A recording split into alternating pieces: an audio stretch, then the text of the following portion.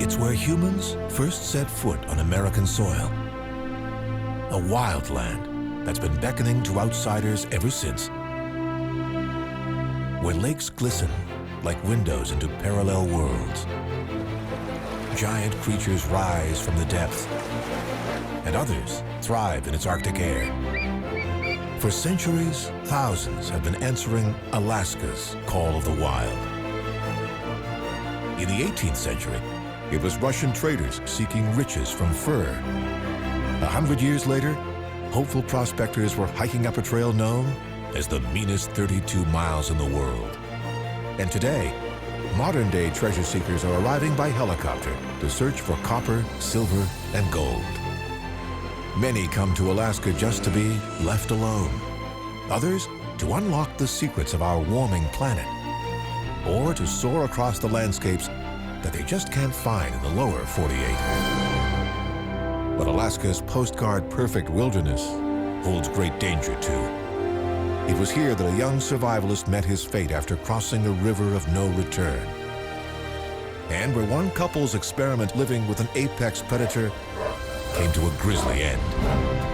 But today, some still dare to try and cross 1,000 miles of frozen wilderness, hoping to win the last great race on Earth. All this to answer Alaska's call of the wild.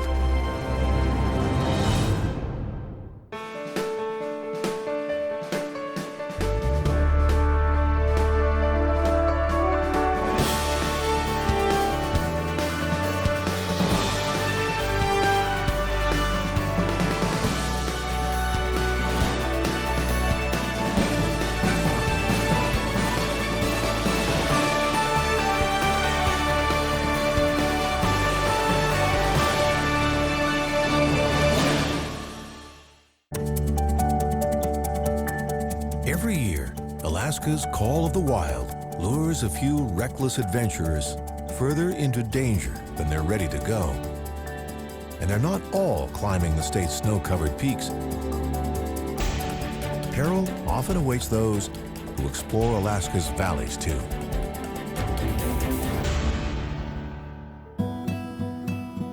In 1992, a young survivalist named Christopher McCandless hitchhiked into Alaska on a quest for self-discovery, inspired by writers Henry David Thoreau and Jack London. On April 28th, his last ride dropped him off at the beginning of a rugged wilderness road known as the Stampede Trail. It was first blazed across this valley in the 1930s by a prospector named Earl Pilgrim. 30 years later, the state of Alaska turned Pilgrim's Trail into a road. But a bridge was never built over one of the valley's biggest obstacles, the wild Teklanika River.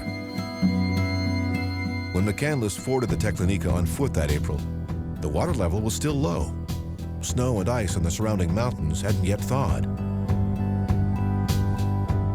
He made his way across and continued west on the old mining trail, hoping to walk all the way to the shores of the Bering Sea while living off the land.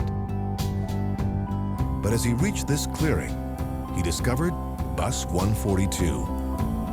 Workers building the road had used this 1946 International Harvester bus as a mobile shelter. McCandless also decided to use it as his base as he prepared for his journey deeper into the wild.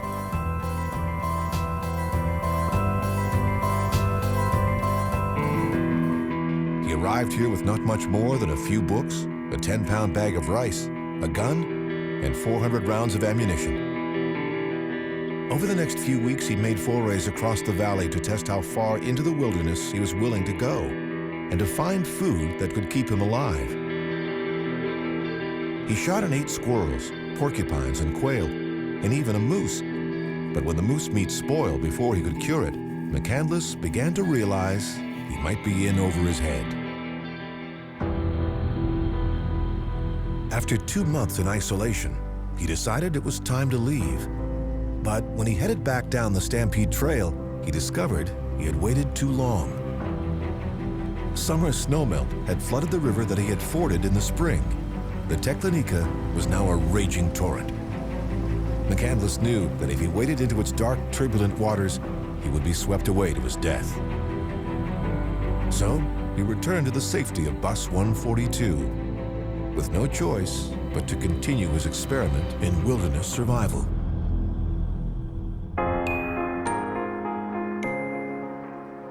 But over the next few weeks, McCandless started running out of things to eat.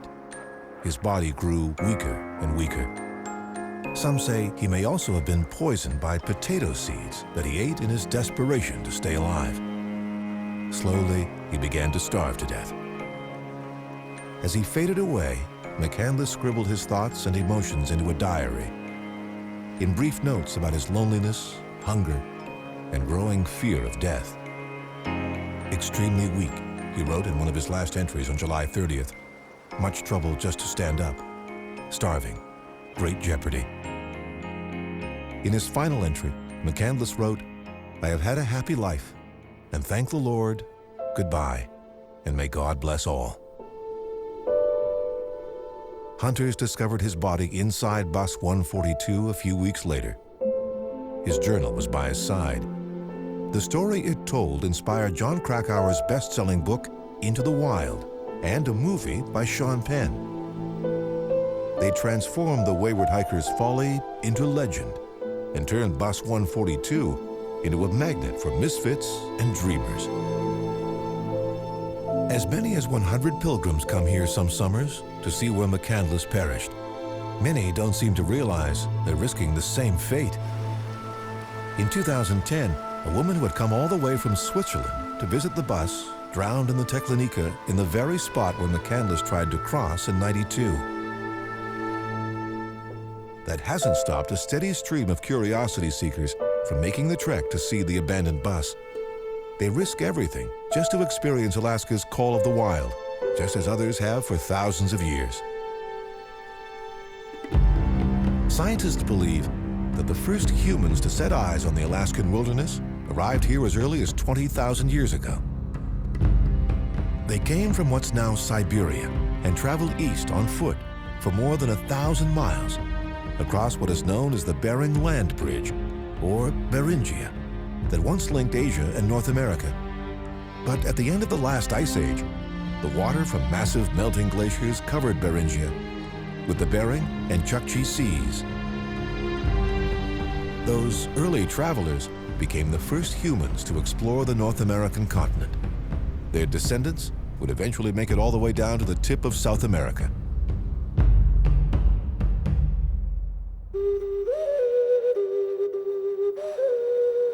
Today, Alaska is still home to some of their closest kin. Here on Admiralty Island, in the little town of Angoon, members of the Tlingit Bear Clan still live in a spot their people have called home for thousands of years. Some continue to make their living by hunting and fishing, just as their ancestors did. Ancient Tlingit stories tell of a world full of spirits and of a figure called Raven that gave them many of their traditions. But in the 18th century, some ambitious newcomers from the West turned the Tlingits' traditional world upside down. Russians began settling Alaska's shores in 1784 on a search for pelts for the European fur trade and new territory for Russia's Tsar. In 1799, they arrived here in the Tlingit community of Shiatika, now the site of the Alaskan town of Sitka. After 2 years of uneasy coexistence, the Tlingit people turned on the Russians, killing most of them and driving the rest away. In 1804, the Russians returned and went to war with the Tlingit. Here in Shiatika, members of the tribe stood their ground inside a fort on a site that's now marked by this single totem pole. After a 6-day siege, the Russians finally forced their way in, only to discover that the Tlingit had escaped under the cover of darkness.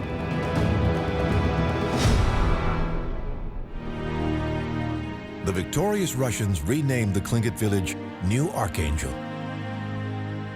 For the next 60 years, it served as the capital of Russia's growing North American empire, which stretched all the way down to San Francisco. But in the 1860s, Tsar Alexander II decided to sell Alaska to raise some extra cash.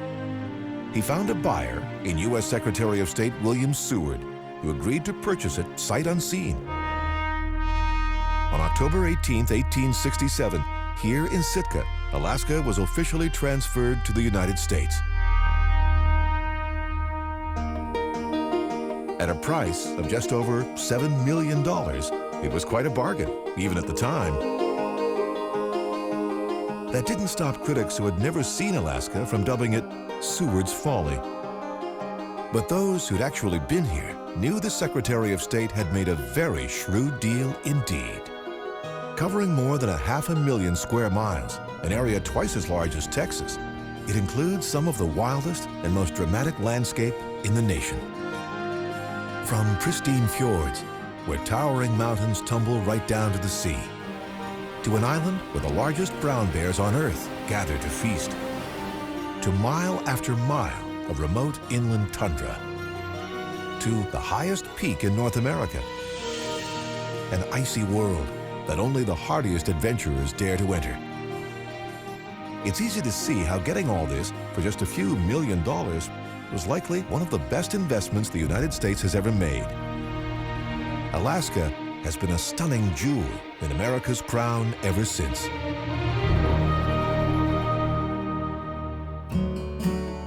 Almost 40 years later, in 1906, the capital of the Alaskan Territory was moved from Sitka to a booming mining town on the mainland, known as Juneau. In 1912, a new mansion was built here for the territorial governor on this bluff overlooking downtown. With 14,400 square feet to roam, it was designed to shine like a beacon over the Alaskan Territory at a time when most people up here were still living in miners' cabins. Strangely enough, there are no roads in or out of Juneau, making it the only U.S. capital that's not accessible by car. For thousands of tourists who arrive here each spring on a fleet of giant cruise ships, Juneau's isolation is part of its charm. But there's something else that makes Alaska's capital unique. Soar over the green hills just above town, and suddenly you're in another world, flying over the massive Mendenhall Glacier. This giant river of ice stretches 12 miles. Water from melting ice at its edges cascades down into rivers below, just as it has for thousands of years. Today, the Mendenhall is one of Alaska's most visited glaciers, probably because it's so easy to reach. But travel up to its source and it feels like you're on another planet. This is the Juneau Ice Field, a 1,500 square mile expanse of snow and ice that feeds the Mendenhall and 37 other glaciers in the region. Amazingly, the majority of this ice field is within the Juneau city limits. But there's more to see up here than just snow and ice. These tiny specks are the residents of an exclusive training camp for some of Alaska's most elite athletes, sled dogs. The extreme weather and seemingly endless snow here make the Mendenhall a perfect spot to get these dogs used to freezing conditions and prepare them for Alaska's most famous sporting event. A contest that sends dogs and humans tearing through hundreds of miles of Alaskan wilderness in a battle of endurance, strategy, and stamina they call the last great race on Earth.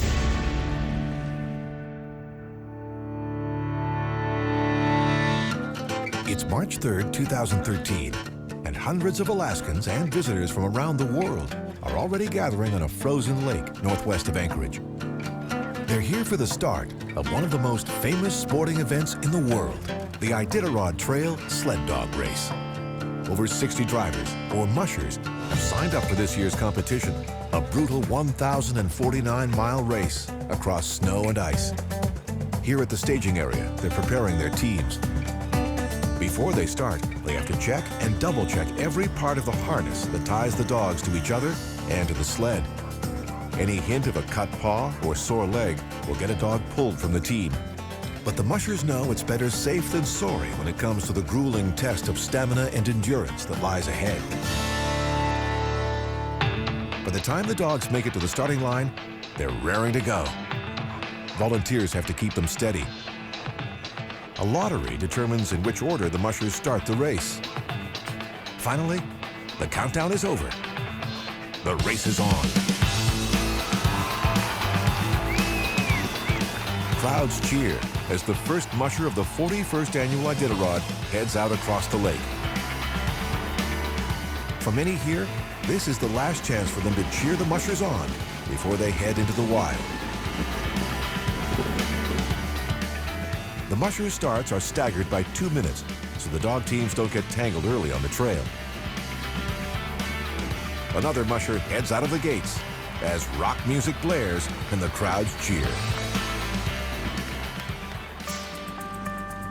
The men, women, and dogs that compete in the Iditarod every year are joining in a long tradition. The first Alaskans used dog sleds long before Europeans arrived here. Later, Russian invaders used them too. In the 1880s, American prospectors rode dog sleds into snowy regions they couldn't get to any other way. Pioneers soon followed, settling Alaska on dog power. Today, the mushers in the Iditarod honor those days. They follow a route that was forged during a famous Alaska rescue. It happened in January 1925. The western Alaskan city of Nome was in the grip of a deadly outbreak of diphtheria.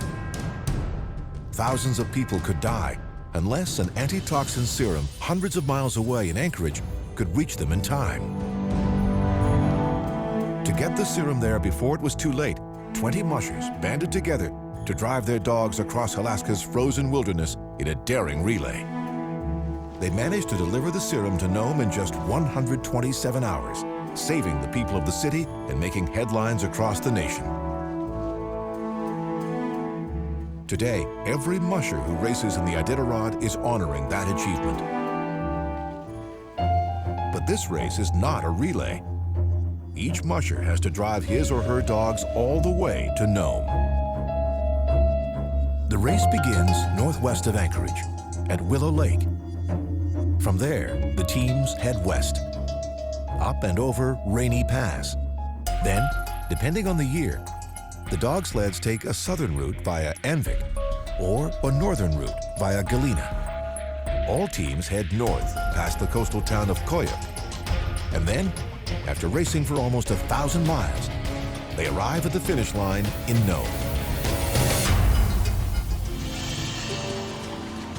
Early on in the race, friends and fans line the route to encourage the musher teams as they pass in a celebration of Alaskan pride. But as the crowds thin, the mood starts to change. It's time for the mushers and their dogs to begin their journeys into the state's lonely backcountry. It will take the fastest teams 9 to 10 days to make it out again. The slower ones will likely take up to 17. The slowest musher in Iditarod history took 32 days to complete the race. Each musher has his or her own strategy and has to make careful decisions about when to rest and when to race. This one has decided to sleep during the day as other teams pass him by. But later, he'll race into the night. To make sure their dogs get rest too and to save them from frostbite, mushers put out straw to keep them off the snow. With wind chill, temperatures out here have been known to reach minus 100 degrees Fahrenheit. But this year, unseasonably warm weather threatened to leave much of the course without snow. Many feared that global warming might force the cancellation of the race. But in the end, just enough snow finally fell to make a go of it. Out on the trail, special booties protect the dog's paws from jagged ice. A team may use as many as 2,000 of them in a single race. Any dog that's injured is pulled from the team and carried on the back of the sled, like this one, until it can be handed off to vets or volunteers. Every team has to finish the Iditarod with at least 6 dogs, or else they're automatically disqualified. Fortunately, the dogs have been bred to meet the challenge. Most are a mix of indigenous Alaskan breeds, Siberian Huskies, Malamutes, and others. They rarely weigh more than 55 pounds, and most of that is pure muscle. They all have an inborn eagerness to run. Those who race the Iditarod experience parts of Alaska few others ever get to see.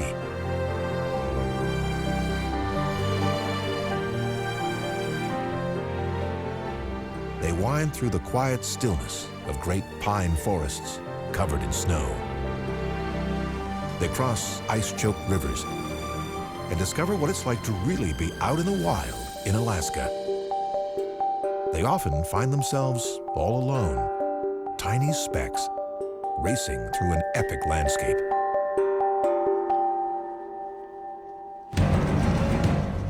But every musher knows that Alaska's wilderness holds great danger too.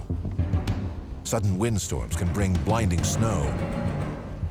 When the going gets tough, mushers run alongside the sled to lighten the load or use poles to help the dogs out. 27 checkpoints line the trail to provide support. Each is staffed with a volunteer vet to check the dog's condition and make sure they're fit to continue. Here at Finger Lake, mushers check in with race officials, feed their dogs, and then head to these tents to rest up for the next leg. 30 miles up the trail, the Rainy Pass checkpoint awaits on a frozen lake. Here, the teams pick up supplies flown in by a group of gung-ho volunteer pilots who call themselves the Iditarod Air Force. These men and women risk their lives to keep the mushers and their dogs safe in an area that's been called the deadliest place in Alaska to fly. From here, the teams head for the top of Rainy Pass. At over 3,100 feet, it's the highest point in the race, but still 800 miles from Nome.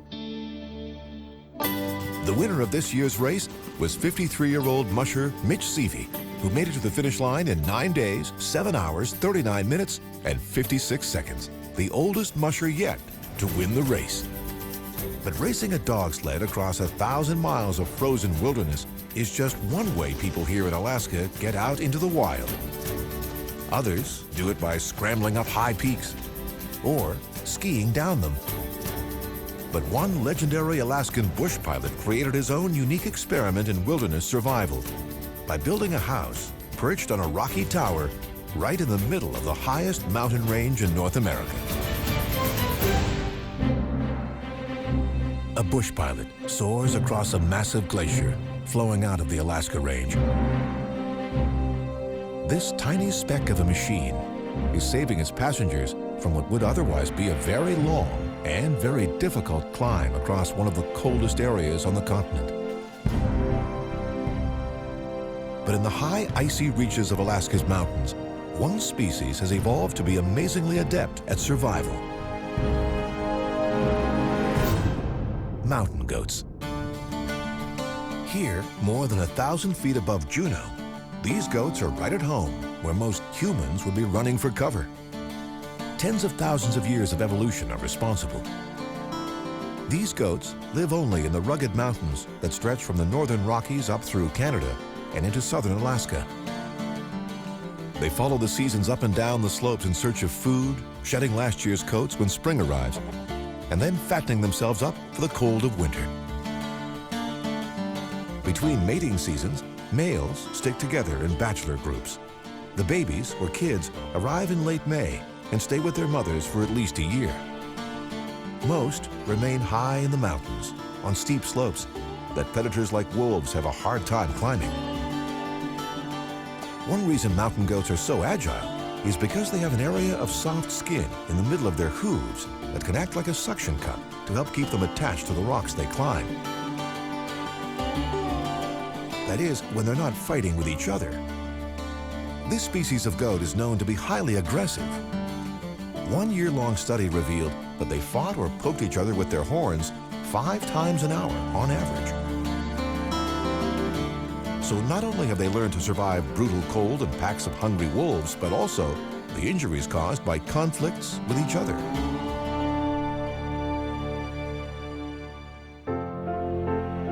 Trying to survive while climbing Alaska's highest peaks has been a challenge humans have been undertaking for more than a century. And still today, every year, more than 1,000 climbers set out to try and reach the summit of Mount McKinley, also known as Denali. At 20,237 feet, It's the tallest mountain in North America. Less than 70% of those who attempt the summit every year actually make it.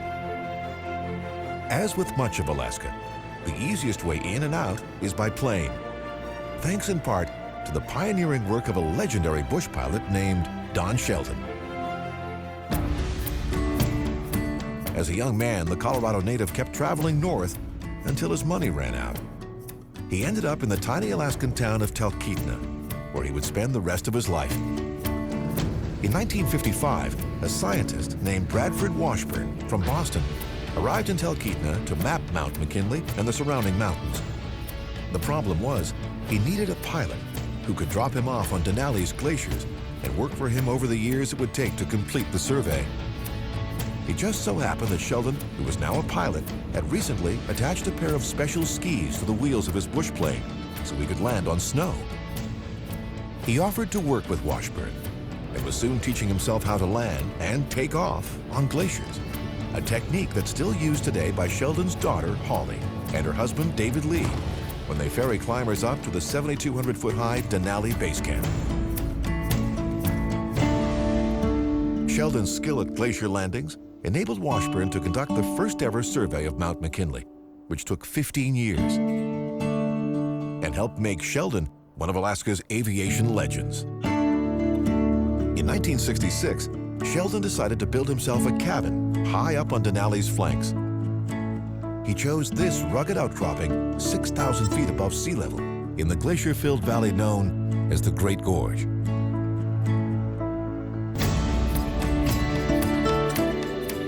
He flew in every part of the cabin and every tool he needed to build it. Strapping the larger timber to the outside of the plane, he simply dropped it off into the snow below as he flew by. It took dozens of trips, but he finally welcomed his first guests in 1966. Almost 60 years later, visitors pay up to $600 a night to fly in and rough it in Sheldon's unique retreat, a place with no room service and few amenities, but plenty of solitude and one heck of a view. Thanks to this cabin, this area of the Denali National Park is now called the Don Sheldon Amphitheater, in honor of the famous pilot. Still today, the only way into and out of here is by plane, just as it is for many places in Alaska, especially for those who really want to test the limits of surviving in the wild. In the spring of 2003, two amateur zoologists named Amy Huguenard and Timothy Treadwell were dropped off by a bush plane here on the Katmai coast. The horrifying events that followed would make them the main characters in director Werner Herzog's documentary, Grizzly Man, and provide a cautionary tale to others about testing the raw power of Alaska's wilderness. Huguenard and Treadwell had come to try and coexist with the bears of Katmai. They lived among them and tried to become their friends, but it didn't go as they planned. The bears ended up eating both of them alive.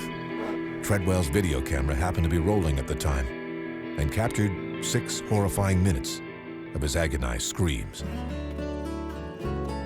For thousands of years, bears have reigned at the top of the food chain as Alaska's apex predator. Usually, they are fine being around humans, as long as the humans don't push their luck. Brown bears are known to eat caribou, elk, and moose. Most of the time, they feast on berries, roots, and of course, fish. Some of these grazing giants get as much as 80 to 90% of their nutrition from vegetation. And when the tide is out, they dig for clams, as opportunistic gulls wait to feast on their leftovers. Even birds know to keep their distance if they don't want to be added to the bears' buffet. The cubs are born between December and March. As soon as they leave their dens, their mothers begin teaching them how to find food. When mature, the males will weigh up to 1,000 pounds. In the 19th and 20th century, fear of these giant predators drove pioneers to hunt them to near extinction in the lower 48 states. Today, more than 95% of surviving brown bears in the United States, about 30,000 in all, live in Alaska.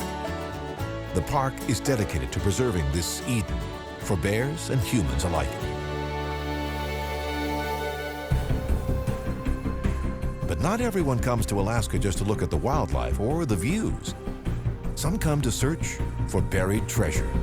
Daring men and women willing to risk it all to find their fortunes on on America's frozen frontier.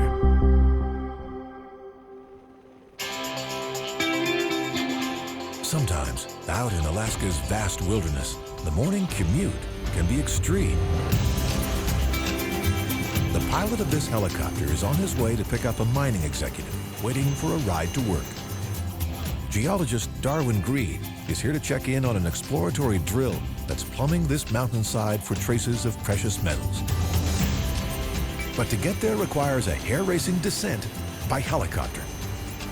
He needs to reach this tiny platform perched on the edge of the mountain down below. It's one of many such drilling rigs that dot the cliffs here. They're part of an operation called the Palmer Project, a search for copper, zinc, silver, and gold in Alaska's coast mountains.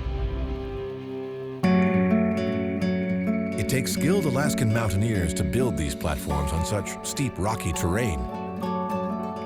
A century ago, prospectors would have clambered up peaks like this one on foot in the search for precious metals. But today, Darwin and the other members of his drill crew start and end their shifts by helicopter. It's not a job for anyone afraid of heights or nerve-wracking flights. And flying these kinds of missions requires a lot of skill, especially in the mountain's tricky updrafts. Today, this experienced pilot swings down over the valley, then back around to get the right angle for the approach. Once he's in position, he starts his descent to a tiny landing pad. If a gust of wind pushes him off course, the landing will have to be aborted to avoid a potentially deadly crash. But this pilot manages to make a feather-light touchdown on his very first try. It's too dangerous to park a helicopter on this temporary pad, so the pilot lifts off to seek solid ground. Now, on his own, Darwin hikes the rest of the way down to the drill site. His team's hard work is already paying off. Core samples from these drills have shown that this mountain range holds great potential riches below. Once those minerals have been carefully mapped using surface drills like this one, the mining company Darwin works for hopes to be able to extract it using underground mines. Drill crews on the Palmer Project work 24 hours a day here, in 12-hour shifts, 5 months a year, no matter what the weather. Just the latest in a long line of hard-working men and women who have come to Alaska to seek their fortune in daring and often thrilling quests for copper, silver, and gold. And the state's most famous gold rush of them all happened just a few miles away. In 1896, gold was discovered just over the U.S. border in Canada's Klondike Territory. The easiest way for miners to get to the Canadian gold fields was through Alaska. Over the next 3 years, 100,000 would-be millionaires made the trip. It was called the Klondike Stampede, and the men who joined it were known as Stampeders. A little harbor outpost called Skagway became one of their main points of entry. Today, Skagway is a major stop on the Alaska cruise ship circuit. But back in the days of the Stampeders, one Canadian Mountie called it Hell on Earth. The Klondike Stampede transformed Skagway from a two-man camp into a lawless boomtown of 10,000, almost overnight. Thieves, con men, and prostitutes prowled its streets, preying on the hopeful miners that arrived here with dreams of the riches that they hoped would soon greet them across the border. Future author Jack London was one of them. His time here inspired his best-known book, The Call of the Wild. He might recognize many of these storefronts if he came back today, and he might also be surprised at how much it's been cleaned up. But London and the rest of the Stampeders weren't just here to sample Skagway's debauched charms. They were here to start what was well known as a brutal journey to get to the gold. The shortest route from Skagway to Canada's Klondike gold fields was a narrow trail that headed west out of town and then north, up a vertical incline. This grueling route was called the Chilkoot Trail and brought the hopeful prospectors to the 3,500-foot-high Chilkoot Pass at the Canadian border. To prevent starvation, Canada required prospectors entering the Klondike to bring a year's worth of supplies along with them, about a ton per person. If they showed up at the border crossing with anything less, the Canadian Mounties stationed here forced them to turn back. Toting all that stuff over the top of the Chilkoot's 3,500-foot summit in backpacks took multiple trips up and down the trail. The Stampeders called it the meanest 32 miles in the world. Today, remains of abandoned canoes still lie near the Chilkoot summit, just part of the extra baggage discarded along the way. Only about a third of those who tried the trip made it to the goldfields. The rest gave up, turned back, or died on the trail. Many miners chose an alternate route out of Skagway. This one, which headed up and over White Pass instead, was only slightly easier.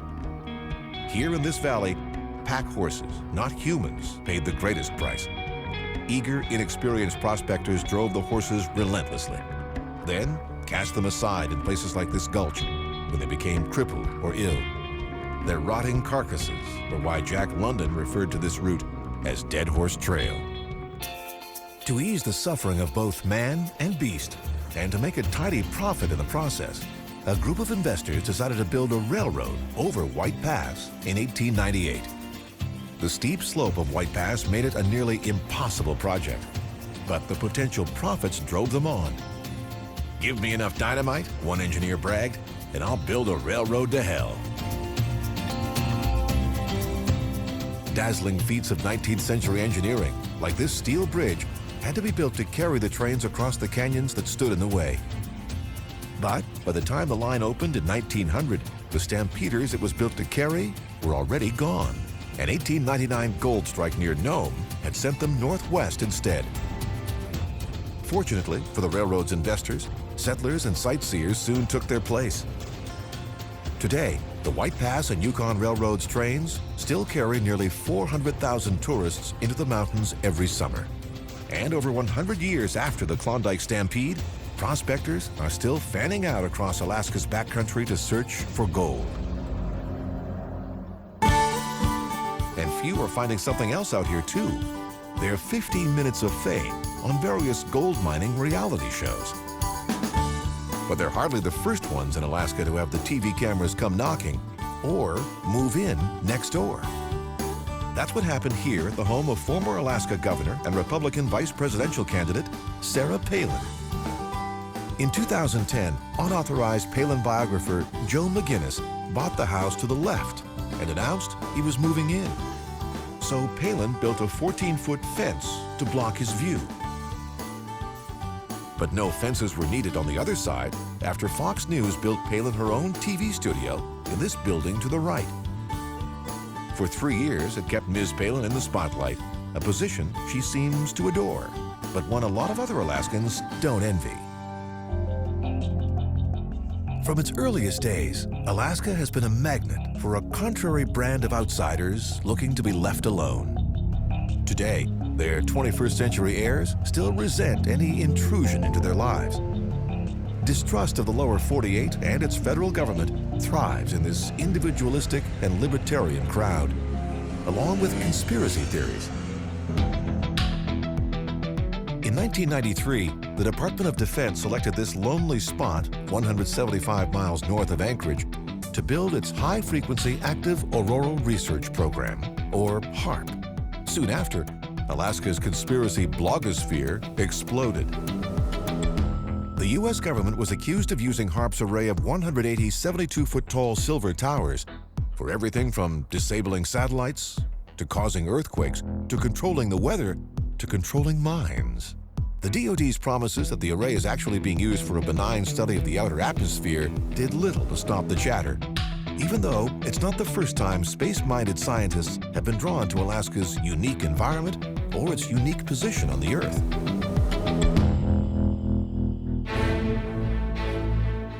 Here on Kodiak Island's narrow cape, scientists even found a perfect spot to build a gateway into space. The Alaska Aerospace Corporation's Kodiak Launch Complex. This spaceport was built by the state of Alaska itself and is used by both the U.S. government and private corporations to launch unmanned rockets and satellites. First, they are loaded inside this 17-story tower and then moved outside just before launch. Since the Kodiak Launch Complex sits right next to the Pacific Ocean, it's the perfect and safest place to launch satellites into polar orbits. like many of the weather and communication satellites we rely on today. But not all scientists come to Alaska to train their eyes on the skies. Some are here to learn survival skills for an epic journey across miles of ice. High in the mountains above Juneau, a group of young scientists is preparing for a very cold scientific quest. They're about to embark on a 90-mile, 8-week research trip through the Alaskan wilderness to Atlin, British Columbia.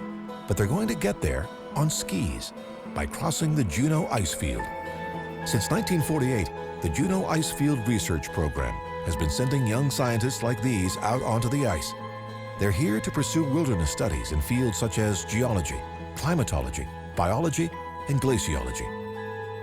This is their first stop, known as Camp 17. They will spend the next few days in this rugged outpost, learning the techniques that will help them to survive the rest of the trip, like how to avoid falling into a crevasse, and how to climb back out if you do.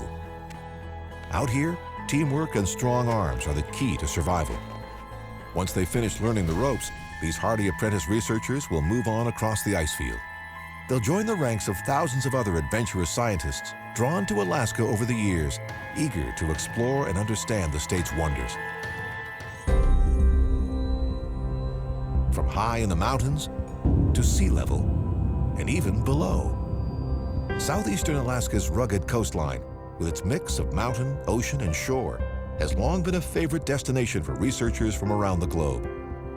Britain's Captain Cook was one of the first Europeans to chart these waters in 1778. More detailed scientific studies were carried out in the early 1800s when Russian scientists recorded data about tides and weather here. Their work led to the first maps of Alaska's confusing coastal regions. A tangled network of straits and channels with thousands of miles of shoreline and hundreds of islands. A few of them, like this one called Chickagoff, are huge and cover more than 1,000 square miles. Others aren't much bigger than rocks. For centuries, people have been using the waterways around them to travel up the coast. This inside passage allowed them to avoid the northern Pacific's dangerous waters. But the region's winding 10,000-mile shoreline brought dangers of its own. Hidden shoals and jagged outcroppings caused 300 maritime accidents in 1898 alone. The next year, Congress responded by authorizing the construction of a series of lighthouses. One of the first to shine its beam stood here on Sentinel Island. It's been leading sailors away from disasters since 1902. But its original wooden building was replaced with this sturdier concrete Art Deco tower in 1935. Today, only one of the Inside Passage's original 20th century wooden lighthouses survives. This lonely octagonal tower on Eldred Rock. It stands near the spot where the passenger ship Clara Nevada ran aground and sank on a stormy night in 1898. As many as 40 people lost their lives here that night. The Eldred Rock Lighthouse began operation in 1906 in an effort to make sure it never happened again. Its beacon still lights the way for ships sailing through the Inside Passage today.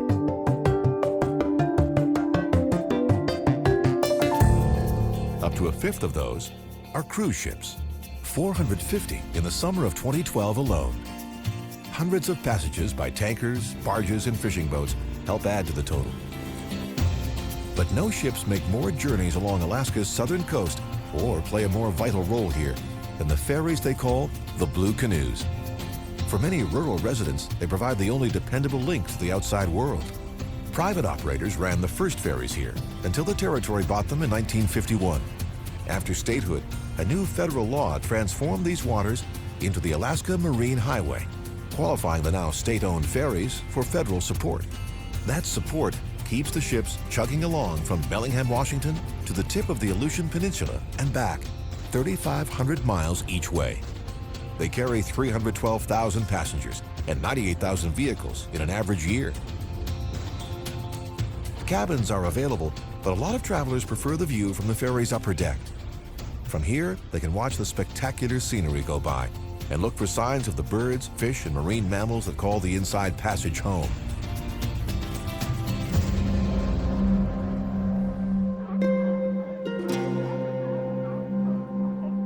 These sea lions rely on the passage's shoreline to rest and rear their young.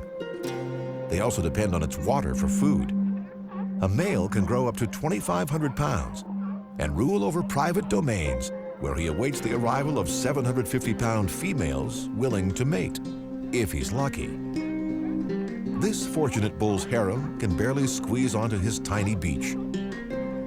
But despite their numbers here, Alaska's sea lions are actually struggling to survive. Once, these beaches in the Barren Islands would have been covered in a carpet of blubber and fur. Today, there's more sand than sea lion. Between 1960 and 1990, their population declined from around 140,000 to less than 31,000. Which is why, in 1997, they were added to the list of endangered species. Today, there are about 46,000 left.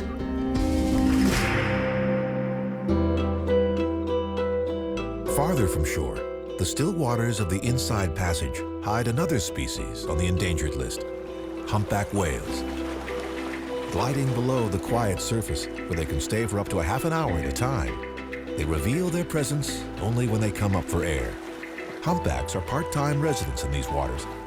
They spend their winters around Hawaii, where they mate and give birth to their young. When summer comes, they head to Alaska to feed. It's the only time of year when they eat. Each one can consume up to a ton of fish and krill a day, but their predictable movements make them easy to track and kill. In the 19th and 20th century, whaling drove their numbers here down by 90%. Protected status has helped bring them back, but they still have a ways to go. Environmentalists long feared that growing ship traffic along Alaska's coast could interfere with the whale's revival.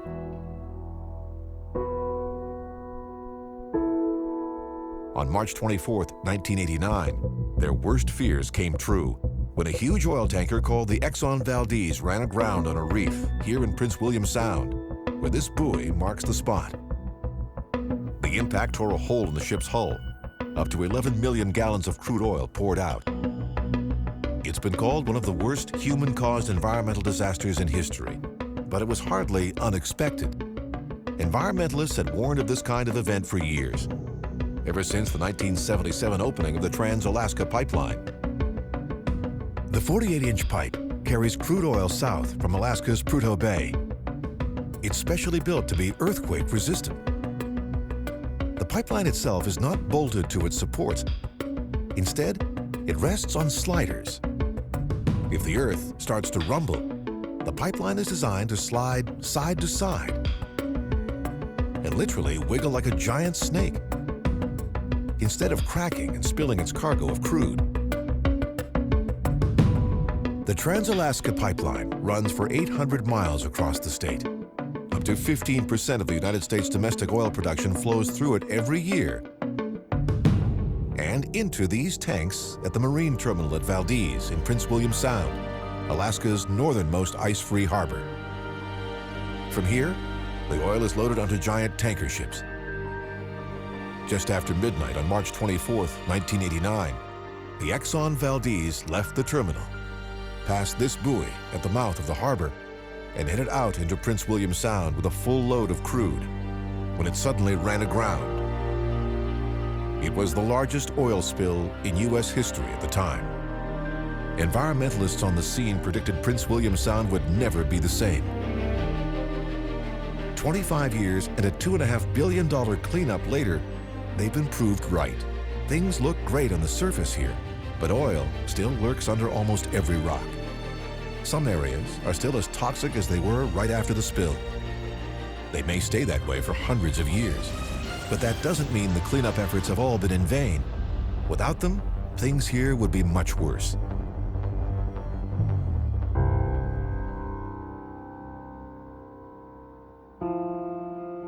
But nothing in Alaska symbolizes nature's rejuvenating power or the value of human action to save the environment more than this. A once rare bald eagle standing sentinel beside the sea. In the 1960s, The unintended impact of a chemical known as DDT drove these great birds to the edge of extinction by making the shells of their eggs too thin. Public pressure forced the government to ban DDT. Today, the bald eagles are back. Inspiring reminders of what we can accomplish when we work together. Stirring symbols of America and living icons of Alaska. The great state where adventurers still pit themselves against nature. Dreamers still come to seek their fortunes, and the call of the wild still echoes across America's last frozen frontier.